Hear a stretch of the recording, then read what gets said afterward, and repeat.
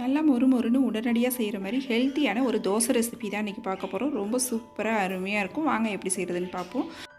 ஒரு mixie jar எடுத்துக்கங்க. அதில் 4 வரமிளகாய், 3 காஷ்மீரி சில்லி ஊற வச்சுட்டு சேர்த்துக்குங்க. 1 டீஸ்பூன் அளவுக்கு சோம்பு, ஒரு சின்ன துண்டு இஞ்சி சேர்த்துக்குங்க. அப்புறம் நல்லா 1 கப் அளவுக்கு சுரைக்காயை தோல் சீவிட்டு நறுக்கி வச்சுருக்கேன், அதையும் சேர்த்து நல்லா நைஸான பேஸ்ட்டாக இது போல் அரைச்சிக்குங்க. 1 கப் அளவுக்கு தண்ணி சேர்த்துக்குங்க. இது கூடவே 1 கப் அளவுக்கு ரவை சேர்த்துக்குங்க. 3/4 கப் அளவுக்கு அரிசி மாவு, தேவையான அளவு உப்பு சேர்த்து கொஞ்சம் தண்ணி சேர்த்து நல்லா இது ரவா தோசை மாவு பதத்துக்கு தண்ணி ஊற்றி கரைச்சி எடுத்து ஒரு 10 நிமிஷத்துக்கு ஊற வச்சுக்கோங்க. திரும்பவும் மிக்ஸி ஜாரில் ஒரு 4 டேபிள் ஸ்பூன் அளவுக்கு தயிர் சேர்த்து நல்லா தண்ணியாக அடிச்சுட்டு இந்த மாவு கூட சேர்த்துக்குங்க.